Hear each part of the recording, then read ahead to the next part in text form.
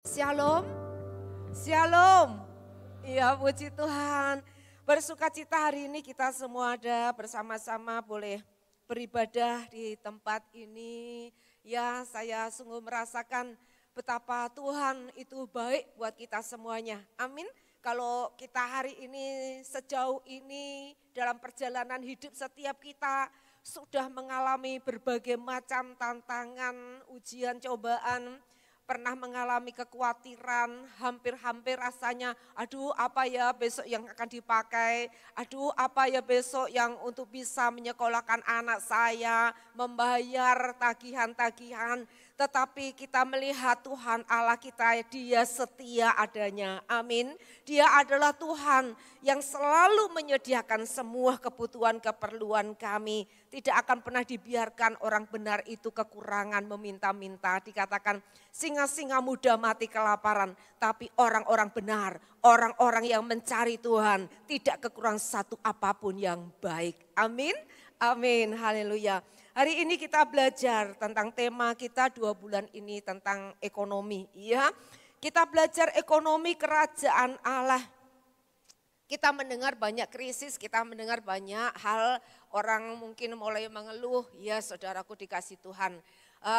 Kalau kita memang melihat secara dunia, hukum dunia, apa yang terjadi di dunia, saudaraku, memang ada alasan untuk menjadi khawatir, saudaraku. Tetapi saudara dan saya hari ini kita akan belajar sesuatu, saudaraku, tentang ekonomi kerajaan Allah, saudaraku. Kita tidak hidup di bawah hukum dunia, tapi kita punya hukum yang berbeda, yaitu hukum kerajaan Allah. Kita melihat saudaraku pada waktu masa krisis kemarin, saudaraku krismon dulu kita sudah lalui saudaraku. Banyak orang khawatir pada waktu zaman COVID saudaraku. Bahkan ada banyak orang bunuh diri karena apa? Takut, cemas saudaraku, khawatir begitu luar biasa. Saudaraku, tapi pada kenyataannya saudara dan saya melewati semuanya itu dalam pemeliharaan Tuhan. Amin. Bahkan tidak sedikit orang-orang yang justru meningkat keadaannya. Saya tuh ditanya sama anak saya, kapan mamah punya uang banyak? Pada waktu krismon, saudara saya bilang begitu, saudara. Ya, jadi anak saya berkata kalau mamah juga ngalami seperti itu, COVID pun bisa dilalui. Justru di dalam krisis-krisis itu Tuhan berkata, aku akan menggoncang langit dan bumi, laut dan darat. Aku akan menggoncang setiap kekayaan-kekayaan orang-orang fasik dan akan menyerahkannya kepada orang-orang benar. Amin. Orang benar yang mau hidup dalam ekonomi kerajaan Allah. Kita orang-orang yang bersiap untuk menerima berkat-berkat yang datang dari Tuhan. Amin. Sebab itu kita tidak perlu khawatir, kita tidak perlu cemas Bapak Ibu Saudara. Karena kita punya Tuhan, Tuhan yang punya segala-galanya. Nah saudara, uang itu bisa menjadi hamba yang baik. Tapi sekaligus dia menjadi tuan yang jahat, tuan yang bengis saudara, tuan yang kejam saudaraku. Kalau dikatakan saudaraku, tuan yang jahat, tuan yang bengis, itu uang yang seharusnya dia menjadi hamba, alat yang bisa kita gunakan saudaraku. Uang harus menjadi hamba kita saudaraku, menjadi alat kita saudaraku. Tetapi jangan sampai izinkan uang itu menjadi tuan. Saudara bisa membayangkan satu ilustrasi kalau ada seorang tuan kaya raya, dia seorang bos, dia punya perusahaan, dia punya pegawai, punya hamba saudaraku. Dia dipercayai mengelola saudara. Lalu saudaraku hamba ini dia kelihatan dia mulai berhasil saudara. Lalu saudaraku hamba ini memberontak, saudara, memberontak bosnya. Dan dia mulai menguasai, dia mulai menekan menjajah bosnya. Saudaraku, lalu apa yang terjadi? Bosnya ini menderita gara-gara dia telah memberikan kedudukan kepada hambanya ini. Saudaraku, untuk memerintah, untuk memimpin hidupnya. Saudara yang pada awalnya dia bisa menjadi alat bekerja, saudaraku, untuk memberkati dia. Tapi pada akhirnya saudaraku justru sebaliknya. Saudaraku dia dibuat menderita oleh karena hambanya ini. Demikian uang, saudaraku. Jangan sampai izinkan uang itu menjadi bos kita. Jangan menjadi tuan kita. Jangan pernah izinkan. Maka saudaraku, ada banyak orang menderita karena uang, saudaraku. Ada orang keluarganya hancur, perceraian terjadi karena uang, saudaraku. Ada orang mulai kehilangan anaknya, saudaraku, karena dijor sama uang. Ada orang, saudaraku, mulai saudaraku hidupnya, karakternya berubah, attitude-nya berubah karena uang. Ada banyak orang masuk penjara, saudaraku, korupsi karena uang.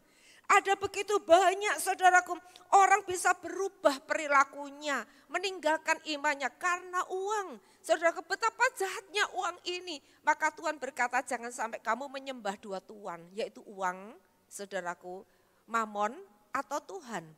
Kita harus memilih salah satunya. Kalau kita menjadikan Tuhan kita uang, kita menderita. Kalau kita menjadikan uang itu sebagai hamba, kita akan berbahagia, Bapak Ibu Saudaraku. Mari belajar ekonomi kerajaan Allah. Ayat kunci kita adalah dalam Matius 6 ayat 33. Matius 6 ayat 33 berkata demikian, tetapi carilah dahulu kerajaan Allah dan kebenarannya, maka semuanya itu akan ditambahkan kepadamu. Prinsip ekonomi kerajaan Allah yang pertama adalah bahwa Allah itu adalah sumber segala sesuatunya. Ya, Allah adalah sumber segala sesuatu. Filipi 4 ayat 19. Allahku akan memenuhi segala keperluanmu menurut kekayaan dan kemuliaannya dalam Kristus Yesus. Sekali lagi, Allahku akan memenuhi segala keperluanmu menurut kekayaan dan kemuliaannya dalam Kristus Yesus. Saudaraku, berkat saudaraku yang kita terima bukan bergantung kepada usaha kita sendiri, kesuksesan, keberhasilan, bukan karena upaya kita sendiri, bukan karena kepandaian kita sendiri, bukan karena pengalaman kita sendiri. Tetapi ada sumbernya, saudaraku. Itu bergantung kepada Tuhan. Dia yang memiliki segala sesuatunya. Dia yang mengaruniakan segala sesuatunya. Dalam Ulangan 8 ayat yang ke-18. Tetapi haruslah engkau ingat kepada Tuhan Allahmu, sebab dialah yang memberikan kepadamu kekuatan untuk memperoleh kekayaan, dengan maksud meneguhkan perjanjian yang diikrarkannya dengan sumpah kepada nenek moyangmu seperti sekarang ini. Saudaraku dikasih Tuhan, bahwa segala sesuatu ini dikatakan sumbernya Tuhan. Tuhanlah yang memberikan kita apa? Kekuatan untuk memperoleh kekayaan. Tuhanlah yang memberikan kita ide, Tuhan yang memberikan kita hikmat, Tuhan yang memberikan kepada kita kesanggupan bekerja, Tuhan yang memberikan kita kesempatan-kesempatan, peluang-peluang untuk kita mendapatkan uang, saudaraku. Untuk kita bisa bekerja dengan cara yang baik, dengan cara yang tepat, saudaraku. Ini semua sumbernya adalah Tuhan, saudaraku. Kita harus mengakui ini, bahwa ini semua bukan karena usaha kita. Usaha perlu dan itu harus, tapi kita ingat itu tidak bergantung pada diri kita, tetapi bergantung kepada Tuhan yang adalah sumbernya. Nah, Bapak Ibu Saudara dikasih Tuhan, kita belajar di sini saudaraku, supaya kita menjadi orang Kristen. Kita juga tidak diajarkan untuk kita cuma percaya saja, beriman saja, tapi kita tidak melakukan sesuatu, saudaraku. Tuhan mengajar kita, bahkan firman Tuhan mengatakan, belajarlah dari semut. Orang tidak bekerja jangan makan. Bukan kita diajar cuman beriman saja, percaya saja. Tetapi saudaraku, kita perlu bekerja, kita perlu berusaha, tetapi selalu mengingat Tuhan sebagai sumber segala sesuatunya. Tuhan pemilik langit dan bumi dan isinya. Tuhan yang memiliki hidup saudara dan saya. Tuhan yang memiliki semua yang ada ini. Itu semua miliknya Tuhan. Dan dia juga yang memberikan kita kekuatan, kesanggupan untuk menerima semuanya. Yang kedua saudaraku, kita belajar tentang bahwa Tuhan itu pemilik Dan kita ini adalah pengelola. Seperti tadi saya katakan dalam Mazmur 24 ayat 1, kepunyaan Tuhanlah bumi serta segala isinya, dunia dan yang diam di dalamnya. Semuanya ini dikatakan itu adalah milik Tuhan, saudaraku. Termasuk talenta kita, bakat kita, itu semuanya dari Tuhan. Dikaruniakan kepada kita, dipercayakan kepada kita. Jadi saudaraku, kita mau belajar bagaimana supaya kita ini menjadi pengelola yang baik. Kita bukan menjadi pemilik, saudaraku, tapi pengelola keuangan itu. Kita bukan pemiliknya. Ingat ya, bahwa semua yang ada pada kita miliknya Tuhan. Kita adalah pengelola. Katakan, saya adalah pengelola. Ya, saya adalah pengelola, bukan pemiliknya. Seorang pengelola, saudaraku, kita harus dapat dipercaya, saudaraku. Banyak orang, saudaraku, kalau kita ini mempercayakan sesuatu kepada seseorang, tentu kita berpikir, apakah dia seorang yang bisa dipercaya? Tidak mungkin kita akan mempercayakan sebuah pekerjaan, sebuah bisnis kepada orang yang tidak bisa dipercaya. Tidak mungkin kita mempercayakan keuangan kita kepada seorang yang tidak dapat dipercaya. Kita membutuhkan orang yang dapat dipercaya. Tuhan mencari orang yang dapat dipercaya. Saudaraku, dalam Lukas 16 ayat 10 sampai 11 dikatakan demikian. Barang siapa setia dalam perkara-perkara kecil, ia setia juga dalam perkara-perkara besar. Dan barang siapa tidak benar dalam perkara-perkara kecil, ia tidak benar juga dalam perkara-perkara besar. Jikalau kamu tidak setia dalam hal mamon yang tidak jujur, siapakah yang akan mempercayakan kepadamu harta yang sesungguhnya? Belajar tentang seorang yang dapat dipercaya, saudaraku, seperti seorang Yusuf, saudara. Dikatakan Yusuf ini di mana saja dia itu selalu menjadi orang kepercayaan, saudaraku. Karena apa? Dia bekerja, melakukannya itu dengan baik, saudaraku. Dia hidupnya, saudaraku, dia orang yang tidak mau kompromi dengan dosa. Ketika dia dikasih sebuah tanggung jawab, dia akan bekerja sebaik-baiknya. Dia akan bekerja semampu-mampunya untuk memberikan yang terbaik. Dia bekerja, dia mau jujur, dia tidak mau curang. Dia tidak kompromi dengan dosa, saudaraku. Selalu memberikan semua yang excellent, yang terbaik yang bisa dia lakukan, saudaraku. Yusuf melakukan semuanya, segala sesuatunya itu seperti untuk Tuhan, bukan untuk manusia. Ketika dia dibuang ke sumur, saudaraku, dia harus bekerja sebagai budak. Tapi dia adalah budak yang terbaik. Sebab itulah di rumah Potifar dia dipercayakan menjadi kepercayaan. Dia dipercayai seluruh rumah tangganya. Saudaraku, seluruh pekerjaan yang ada di sana. Saudaraku, dipercayakan kepada Yusuf. Karena apa saja yang dikerjakan Yusuf itu berhasil, dia disertai oleh Tuhan. Karena dia ini memang orang yang selalu dapat dipercaya. Saudara dikasih Tuhan, kalau kita bekerja, saudaraku, bekerjalah sebagai orang yang dapat dipercaya. Kalau kita melakukan segala sesuatu, lakukanlah itu dengan sungguh-sungguh seperti untuk Tuhan, bukan untuk manusia. Manusia tidak melihat, tapi Tuhan itu melihat. Kita akan selalu jujur, saudaraku. Bekerja bukan dengan cara yang curang, bekerja tidak menipu, mungkin menipu waktu. Mungkin kita ini malas-malasan, bekerja sembarangan, asal-asalan. Bagaimana saudaraku kita akan dipercayakan untuk perkara yang lebih lagi saudaraku. Kalau kita cara bekerjanya seperti itu, saudaraku. Kalau manusia saja tidak bisa percaya, apalagi Tuhan yang melihat kita, saudaraku. Nah, Tuhan ingin supaya hidup kita sebagai orang-orang yang percaya kepada Tuhan. Kita mau hidup dalam prinsip kerajaan Allah, kita harus menjadi orang-orang yang bisa dipercaya, saudaraku. Kita tidak mau lagi kompromi dengan cara-cara yang tidak benar.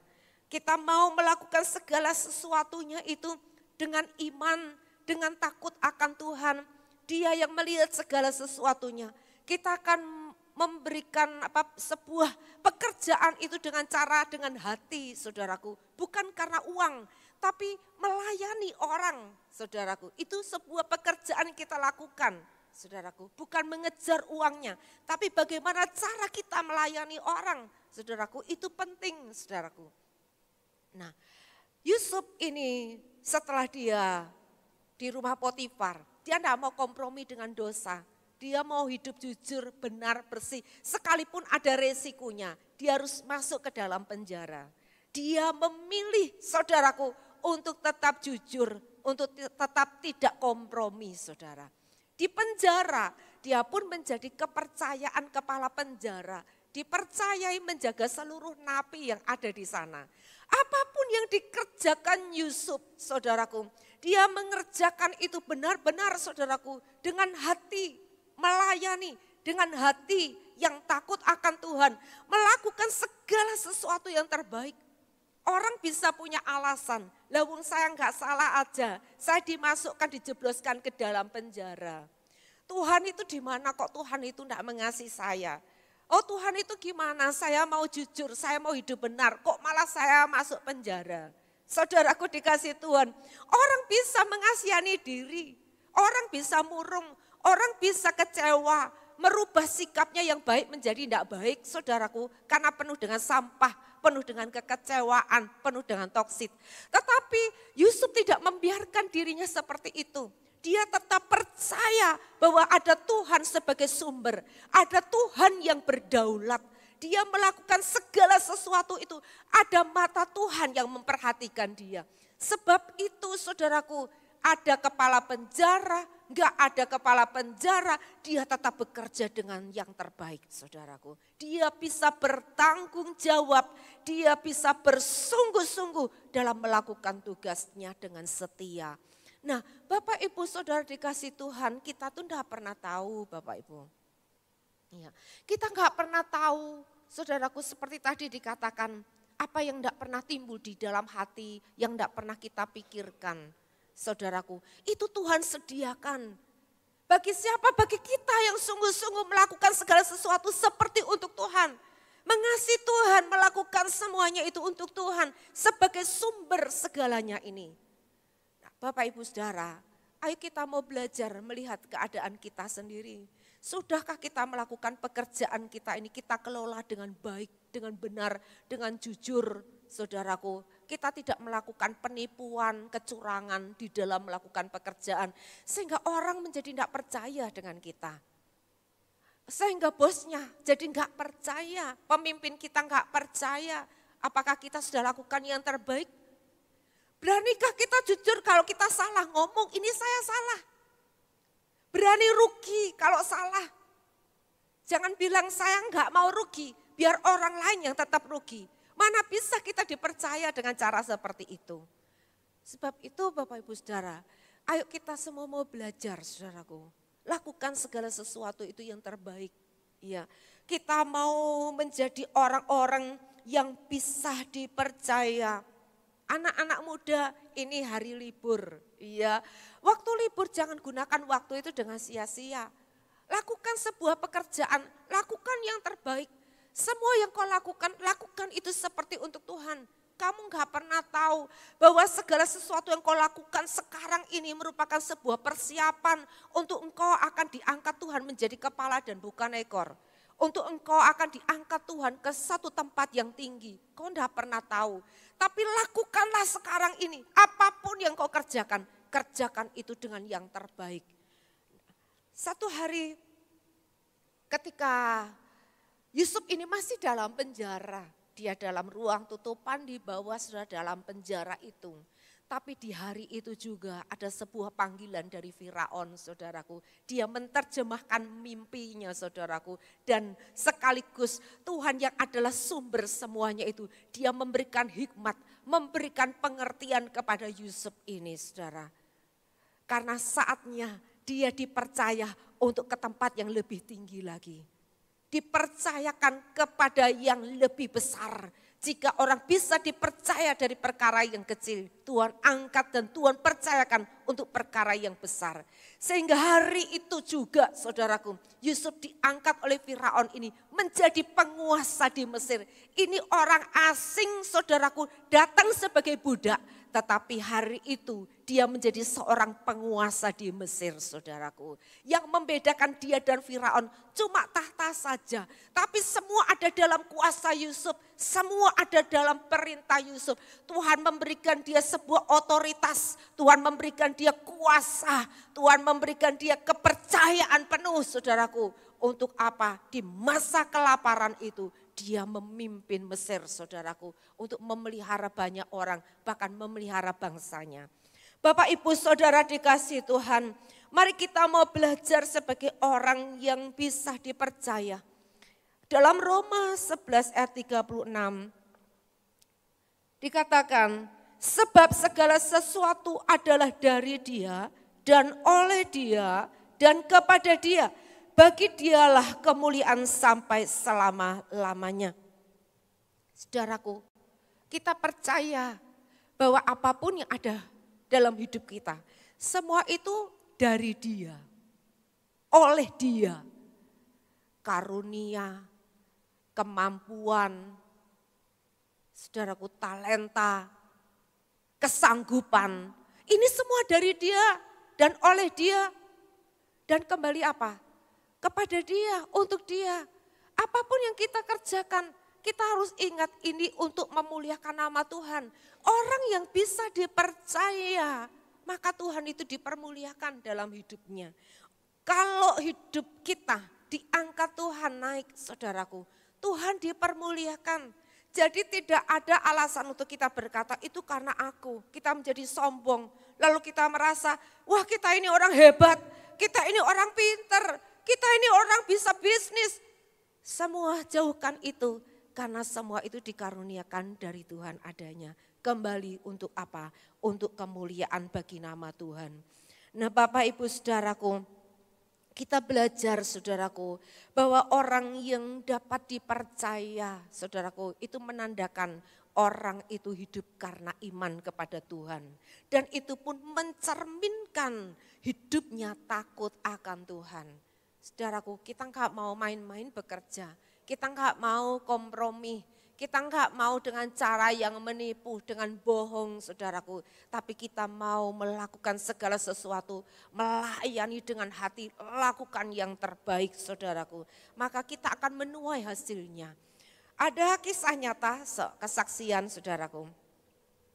Ada satu hari orang ini bekerja di sebuah hotel kecil di Philadelphia.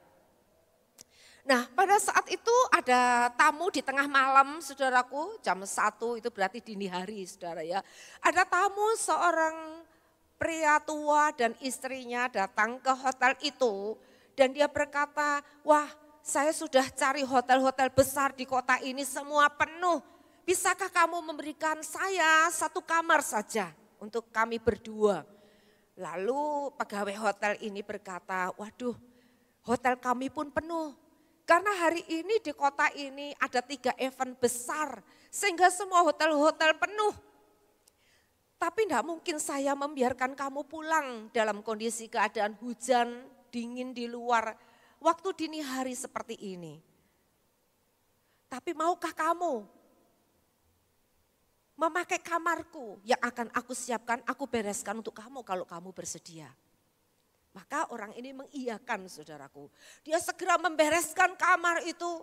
Saudaraku, dia membersihkan, memberikan semua spray yang baru dan semua yang bersih saudaraku. Lalu mempersilakan tamu ini istirahat tidur saudaraku. Pada waktu pagi dia akan membayar saudara. Dia berkata begini kepada pegawai hotel ini. Sebenarnya kamu ini adalah sepantasnya kamu menjadi seorang bos yang memimpin sebuah hotel yang besar di USA. Saudaraku, lalu saudaraku dia berpikir saudara dia cuma tersenyum saja. Saya ini kan cuma pegawai biasa. Dia melupakan kata-kata itu. Tapi 2 tahun kemudian dia menerima sebuah surat berisi tiket, saudaraku, yang mengundang dia pergi, saudaraku. Pada saat itu, saudaraku, dia sampai di USA, saudara. Di sana, lalu dia ditunjukkan sama pria tua yang tamu dulu itu, saudara. Dia menunjukkan sebuah bangunan baru, hotel yang begitu megah, luar biasa, saudaraku. Luar biasa indahnya, saudaraku. Dan dia berkata begini, aku telah membangun hotel ini untukmu, untuk kamu kelola. Sebab aku melihat kamu cara melayani. Kamu melayani dengan hati. Saudaraku dikasih Tuhan, dia tidak pernah menyangka, dia tidak pernah berpikir seorang pegawai hotel yang biasa, hotel kecil yang biasa. Tahu-tahu dia dipercayakan sebuah hotel besar, saudaraku, di USA, saudaraku. Orang ini adalah Josh Charles Booth, saudara. Dia menerima tawaran dari William Waldorf Astor dan dipercayakan, saudaraku, menjadi pemimpin hotel, saudaraku, Waldorf Astoria. Ya, ini merupakan hotel Astoria, merupakan hotel salah satu jaringan terbaik hotel di dunia, saudaraku. Dia nggak pernah mikir apa yang itu nggak pernah timbul dalam hati. Nggak pernah, saudaraku, dia bayangkan hal itu akan terjadi. Tetapi kalau kita mau bekerja, Tuhan inginkan kita seperti orang ini.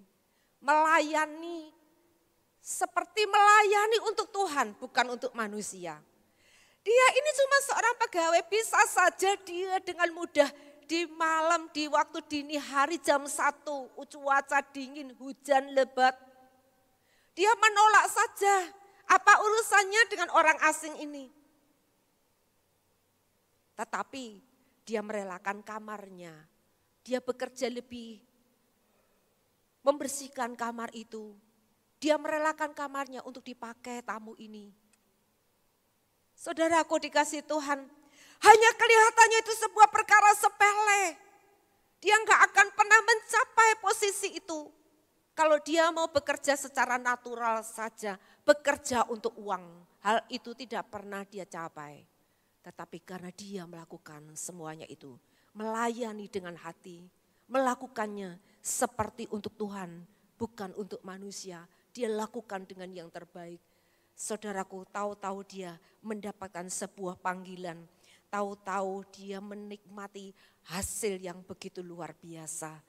Saudara dikasih Tuhan, kita mau melihat, dikatakan tadi, bahwa kalau kita mau setia dalam perkara kecil, saudaraku, Tuhan mempercayakan kita untuk setiap perkara-perkara yang besar. Tentu dalam bekerja, saudaraku, ada begitu banyak godaan, saudaraku, untuk bisa kompromi, saudaraku. Ada begitu banyak, saudara, kesempatan-kesempatan bisa korupsi, bisa manipulasi, saudaraku, kita bisa melakukan kecurangan-kecurangan, saudaraku. Tetapi firman Tuhan berkata, Tuhan benci dengan ketidakjujuran. Kita harus memiliki perbedaan. Orang Kristen, anak Tuhan, orang beriman, orang takut akan Tuhan, kita tidak akan melakukan hal yang demikian. Tapi kita mau lakukan itu karena kita percaya iman kita kepada Tuhan. Saudaraku, kita mau melakukan dengan takut akan Tuhan. Lakukan semua yang terbaik dan jadilah orang yang dapat dipercaya. Nah, sebab kita percaya promosi datangnya dari Tuhan. Waktu dan kesempatan itu adalah Tuhan yang punya. Amin. Lakukan segala sesuatunya dengan yang terbaik. Dan yang ketiga adalah tanggung jawab mengelola, saudaraku. Kita diberikan tanggung jawab karena Dia yang punya. Kita diberi tanggung jawab bagaimana kita mengelola keuangan itu, saudaraku. Yang pertama, saudaraku, kita perlu apa? Setia mengembalikan persembahan persepuluhan kita ke rumah Tuhan. Di dalam Maliaki 3 ayat 10 dan 11. Bawalah seluruh persembahan persepuluhan itu ke dalam rumah perbendaharaan supaya ada persediaan makanan di rumahku dan ujilah aku. Tuhan bilang apa? Sampai bilang apa? Ujilah aku. Karena apa? Manusia cenderung logikanya. Kalau sekarang ini ada berita-berita, oh perpuluhan itu sudah enggak berlaku. Itu zaman dulu. Kita mengiyakan karena apa? Memang dasar manusianya saudaraku. Dasar manusianya kita punya alasan saudaraku untuk tidak mengembalikan sepersepuluhan apa yang jadi milik Tuhan. Dari zaman dulu saudaraku ya yang namanya gereja GBI, Bethel, Pantekosta, Karismatik, Betani. Memang ada perpuluhan saudaraku. Tetapi gereja-gereja Protestan, Katolik memang tidak ada, tidak diajarkan. Tapi sekarang sosial media saudaraku bisa saling menyerang. Tetapi bukankah pada zaman dari dulu saudaraku saya perpuluhan tidak pernah berkekurangan. Bahkan saya meyakini kok hanya persepuluhan. Lawang semuanya ini milik Tuhan. Kalau Tuhan mau minta apakah kita bisa mengatakan jangan Tuhan dalam sekejap habis kita enggak tahu. Dalam sekejap saudaraku uang itu hilang, kita enggak pernah bisa menahannya. Karena yang punya Tuhan, pemiliknya Tuhan, kita pengelola. Kita diberikan apa? Tanggung jawab, saudaraku. Tuhan mengatakan, ujilah aku. Karena dasar manusia pelit, dasar manusia enggak mau, enggak suka. Karena kita tidak menyadari semua ini milik Tuhan. Kita cuman melakukan saudaraku. Lalu dikatakan ini, firman Tuhan dikatakan ujilah aku, firman Tuhan semesta alam. Apakah aku tidak membukakan bagimu tingkap-tingkap langit dan mencurahkan berkat kepadamu sampai berkelimpahan?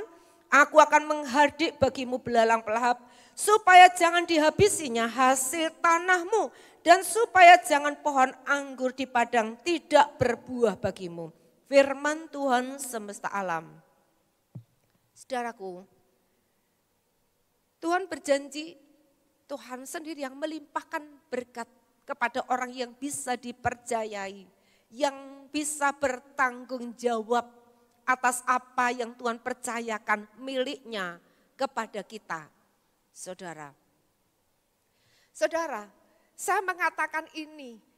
Saya berani mengatakan ini, ada banyak sekarang gereja, pendeta takut ngomong ini saudaraku. Karena apa? Karena di situ jemaatnya melihat, oh nanti pendetanya beli mobil, oh nanti pendetanya beli sepeda motor baru. Loh saya ini pernah dikasih tahu orang saudaraku ya, ini dari aliran lain saudaraku ya. Ini mereka ngomong gini, lawung. Kalau saya habis perpuluhan, langsung beli sepeda motor pendetanya. Nanti perpuluhan lagi, beli sepeda motor lagi untuk anaknya ini, untuk anaknya itu. Saudara percaya di tempat ini saudaraku. Ini sekali lagi saya berdoa dulu ngomong kayak gini. Tuhan saya bukan untuk kesombongan. Uang saudara perpuluhan enggak diambil pendeta saudara. Gembala saudara dan keluarganya tidak ambil uang gereja. Tidak menyentuh uang perpuluhan saudara. Semuanya untuk pekerjaan Tuhan. Saya berani ngomong sebegini, saya sendiri persepuluhan. Bahkan kalau Tuhan minta lebih, bahkan Tuhan pernah minta kasihkan semua, ya kasihkan saudaraku. Karena apa? Saya percaya saya cuman pengelola. Saya mau bertanggung jawab dengan keuangan. Saya mau taat sama Tuhan.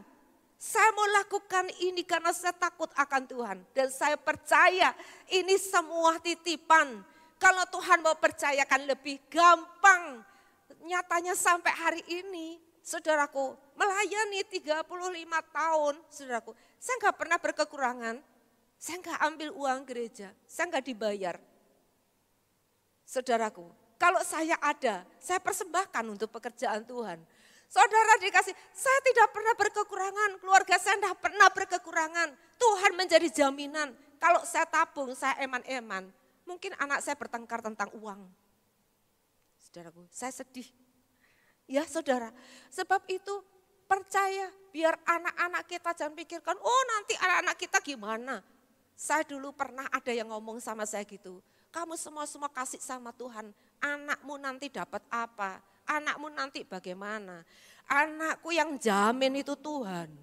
Kalau orang tuanya nabur, anaknya ya nuwe. Biar anak juga belajar hidup beriman, percaya bekerja, nabur dan diberkati. Saya terus ngomong sama anak cucu saya, nabur. Pekerjaan Tuhan, itu tanggung jawab kita. Saudaraku, kami tidak pernah kekurangan. Amin. Amin saudaraku, krisis boleh berjalan, krismon boleh jadi saudaraku berjalan, COVID bisa boleh berjalan. Tapi saya tahu pemeliharaan ini datangnya dari gembala yang baik, yaitu Tuhan Yesus sendiri. Amin. Saya percaya Bapak Ibu Saudara, hidup kita dijamin diberkati oleh Tuhan. Tuhan yang melimpahkan berkat, mencurahkan berkat. Percaya lakukan itu dengan iman dalam ketaatan. Daripada saudaraku uang masuk rumah sakit, setor terus rumah sakit saudaraku. Sakit tidak sembuh-sembuh. Saudaraku, buat apa kita setor saudaraku uang untuk anak-anak, untuk kirim kita, beri banyak-banyak untuk anak kita. Tahu-tahu saudara, anak kita merosal saudaraku, enggak karuan, enggak bisa diatur. Kita mau kasih saudaraku warisan sebanyak-banyaknya pekerjaan untuk anak-anak kita. Ternyata anak kita enggak bisa kerja, uangnya juga habis Bapak Ibu Saudara. Nah saudaraku, mari kita belajar saudaraku, bertanggung jawab. Ajar dan didik anak-anak kita melakukan tanggung jawabnya masing-masing. Karena berkat itu datangnya dari Tuhan. Dipercayakan kepada Tuhan. Lalu apa lagi saudaraku? Kita sebagai tanggung jawab kita apa? Memberi saudaraku. Memberi orang miskin. Anak yatim. Janda-janda yang membutuhkan, jangan bilang janda kaya, enggak usah saudara ya. Saudara, janda punya uang, janda muda masih bisa kerja, enggak usah saudara ya. Janda-janda miskin yang membutuhkan, orang-orang yang miskin yang membutuhkan. Saudaraku, itu tanggung jawab kita. Memberi, menabur saudaraku untuk pekerjaan Tuhan. Dalam 2 Korintus 9 ayat 8. Dan Allah sanggup melimpahkan segala kasih karunia kepada kamu, supaya kamu senantiasa berkecukupan di dalam segala sesuatu dan malah berkelebihan di dalam berbagai kebajikan. Saudaraku, Tuhan akan melimpahkan apa? Kasih karunia.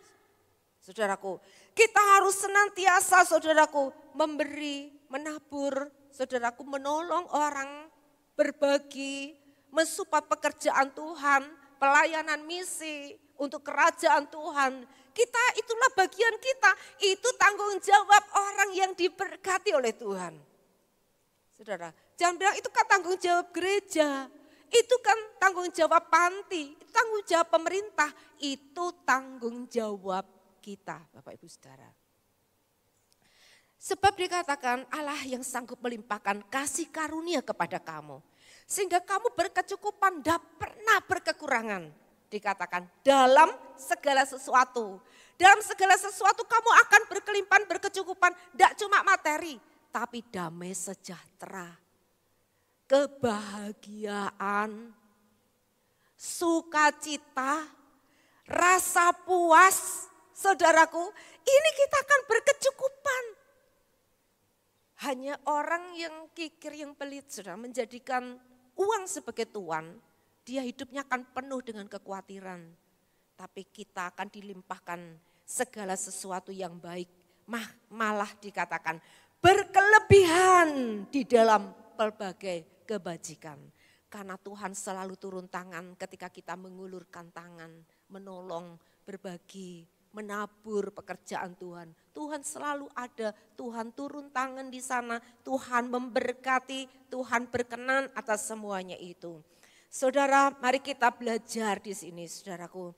Ayo pakailah uang kita dengan benar saudaraku. Jangan jadikan dia tuan dalam hidupmu. Jadikan dia alat untuk apa? Memuliakan nama Tuhan. Amsal 3 ayat 9 dan 10. Muliakanlah Tuhan dengan hartamu dan dengan hasil pertama dari segala penghasilanmu. Maka lumbung-lumbungmu akan diisi penuh sampai melimpah-limpah dan bejana pemerahanmu akan meluap dengan air buah anggurnya. Kita muliakan Tuhan dengan harta kita, dengan uang kita. Saudaraku, karena dari dia, oleh dia, dan kembali apa? Kepada dia, untuk memuliakan Tuhan. Saudaraku, uang itu bukan untuk ditabung. Ditabung, disimpan. Supaya kita merasa kita aman.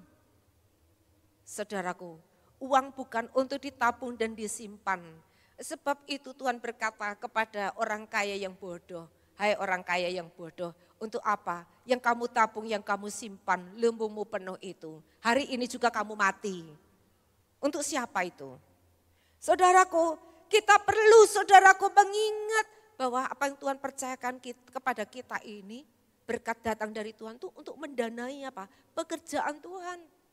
Untuk melayani, jadi berkat saudaraku. Itu yang menjadi tanggung jawab kita. Nanti saudaraku, kita 9 Agustus kita juga mau memberkati kota Blora ini. Saudara, maukah kita nabur? Jangan bilang, saya enggak mau rugi. Ini modalnya aja, saya pokoknya enggak mau rugi. Kita bukan bekerja saudaraku, kita sedang melayani. Kita sedang menabur untuk kota ini. Kita mau jadi berkat, saudaraku. Kita mau muliakan Tuhan. Lewat apa? Lewat hidup saudara dan saya. Sebab itu beri yang terbaik, Jangan dengan pelit, berikan dengan murah. Supaya Tuhan juga memberkati kita dengan murah, saudaraku. Jangan jadi orang kikir, selalu perhitungan cara dunia. Otak ini, saudaraku, sipuah terus saudaraku ya. Kalkulator terus otaknya saudaraku. Tapi lakukan yang terbaik. Ambillah bagian sebisa apa saya lakukan untuk Tuhan. Saya bisa tenaga, saya berikan tenaga. Saya bisa tabur uang ini, saya taburkan uang ini. Saya akan masak ini, enggak apa-apa, rugi enggak apa-apa. Ya, orang bilang asal apa biar tekor asal nama Tuhan kesohor, saudara ya. Saudara, amin. Amin. Karena kita enggak pernah tekor kurang, tapi tekor selalu turun lagi. Karena memberi itu membuka saluran, saudaraku ya. Memberi ini adalah membuka saluran. Lukas 6 ayat 38. Memberi adalah jalan diberkati. Berilah dan kamu akan diberi. Suatu takaran yang baik, yang dipadatkan dan digoncang, dikatakan, dan yang tumpah keluar akan dicurahkan ke dalam ribaanmu, sebab ukuran yang kamu pakai untuk mengukur akan diukurkan kepadamu. Dunia bilang simpan dulu sebanyak-banyaknya baru hati tenang. Tapi kalau kerajaan Allah berkata beri dulu baru melimpah. Saudara ya, beri dulu baru melimpah. Saudaraku, kisah janda di Sarfat, saudaraku, dikatakan janda ini, janda miskin, sudah enggak punya apa-apa, tinggal punya tepung segenggam dan sedikit minyak dalam buli-buli. Dia berkata, saya akan cari kayu bakar, lalu saya akan buat roti untukku dan untuk anakku. Setelah kami makan, kami akan mati. Sudah tidak ada lagi, saudaraku, itu masa kelaparan masa itu. Tapi Elia datang di sana, diperintahkan Tuhan, bukan kepada janda kaya, tapi kepada janda miskin ini, saudaraku, yang mengatakan 1 kali makan, setelah itu dia mati, dia dan anaknya. Lalu apa yang dikatakan Elia? Berikan kepadaku air dalam kendi, buatkan aku roti bundar kecil untukku. Sungguh aku gak punya apa-apa, cuma tinggal tepung sedikit ini, segenggam ini. Apa artinya tepung segenggam? Kalau saudara punya beras segenggam, saudara buat bubur supaya bisa 2 piring, saudaraku.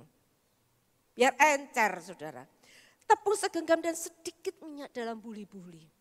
Tapi Elia berkata, buatkan dulu kepadaku roti bundar kecil, setelah itu buat untukmu dan untuk anakmu.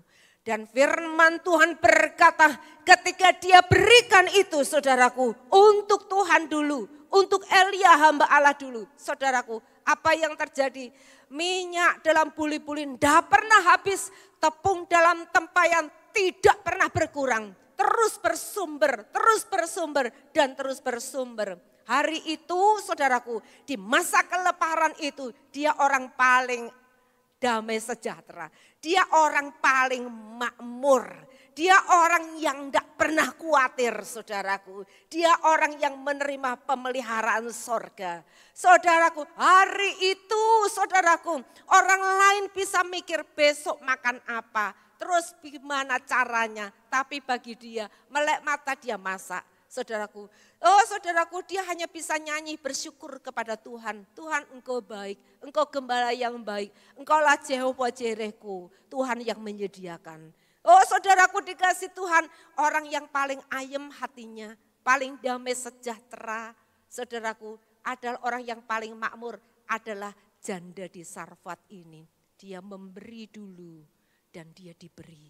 Saudaraku, Tuhan memberikan sebuah perumpamaan, bukan perumpamaan saudaraku. Tuhan menunjukkan kepada murid ketika dia ada di bait Allah. Ada janda miskin yang masukkan 2 peser uang, tapi itu dikatakan seluruh penghasilannya. Dan Tuhan mengatakan ada banyak orang-orang kaya, taruh uang saudaraku, wah ditaruh di kantong lalu digerobak masuk di itu apa kotak kolektornya saudaraku, kotak persembahan. Tapi orang ini cuman kelunting 2 peser. Tapi Tuhan berkata, perhatikan janda ini. Dia memberi lebih banyak dari semua orang itu. Karena dia memberi seluruh nafkahnya. Tuhan memperhatikan, Tuhan melihat. 5 roti 2 ikan anak kecil bawa. Dalam kebutuhan 5.000 orang laki-laki, belum perempuan dan anak-anaknya yang ada. Apa artinya itu? Tapi dia berikan kepada Tuhan. Diberkati, melimpah, mujizat terjadi. 5.000 orang laki-laki makan, belum termasuk istri dan anak-anak. Semua makan kenyang, limpah, 12 bakul lebih. Hari ini jangan katakan, apa artinya persembahanku buat pekerjaan Tuhan yang begitu besar? Apa artinya pemberianku ini buat gereja ini? Masih banyak orang kaya. Masih banyak orang punya duit. Untuk apa? Apa artinya? Jangan-jangan karena persembahan saudara, mujizat besar terjadi. Jangan-jangan karena persembahan saudara, saudara menerima berkat yang berlimpah. Kamu tidak akan pernah kekurangan sejak saat ini. Bapak Ibu Saudara, jangan khawatir, Tuhan bukan Tuhan yang curang. Tuhan bukan Tuhan yang kejam. Dia adalah Tuhan yang bermurah hati, selalu keinginannya memberi, selalu ingin engkau anak-anaknya hidup berkelimpahan. Hidup dalam pemeliharaan, kamu dibedakan dengan orang dunia. Kita boleh mengalami ekonomi kerajaan sorga. Amin. Hidup mengalami terobosan. Taburlah itu dengan iman. Taburlah kalau engkau mendengar suara Tuhan, taatilah itu. Engkau tidak akan pernah berkekurangan. Ketaatanmu, imanmu akan membawa sebuah mukjizat dalam hidupmu. Saya undang song leader, singer, pemain musik. Ya, kita tadi sangat diberkati dengan pujian penyembahan. Kita sekarang saudaraku, hal yang perlu kita ingat saudara ya, kita perlu garis bawahi. Ingat, Tuhan adalah pemilik, Dia sumbernya. Uang bukanlah alat, uang bukanlah tujuan, tapi uang adalah alat. Sebab itu carilah uang dengan cara yang benar. Kita adalah pengelola, bukan pemiliknya. Sebab itu gunakan dengan secukupnya, tidak usah perlu berlebihan. Harus makan di tempat yang ratusan juta, ratusan ribu bahkan jutaan. Gunakan itu secukupnya, karena kita pengelola, Dia pemiliknya. Sisakan untuk orang yang membutuhkan. Uang tidak pernah dibawa mati. Gak ada orang mati bawa uang. Gak ada anaknya, keluarganya nyangoni uang. Gak ada. Sebab itu, pakailah setiap kesempatan untuk memberi, untuk menabur, untuk memuliakan Tuhan. Tuhan ingin kita mencukupkan diri. Jangan serakah. Tetapi fokus kepada harta surgawi. Karena uang kita tinggalkan, harta kita tinggalkan. Fokus kepada harta surgawi. Iman, karakter, kasih, dan uang. Jangan sampai menguasai, tapi uang yang harus kita kuasai. Uang yang harus kita jadikan sebagai alat, sebagai hamba. Kita adalah Tuhan. Amin. Pakailah itu untuk memuliakan Tuhan. Haleluya.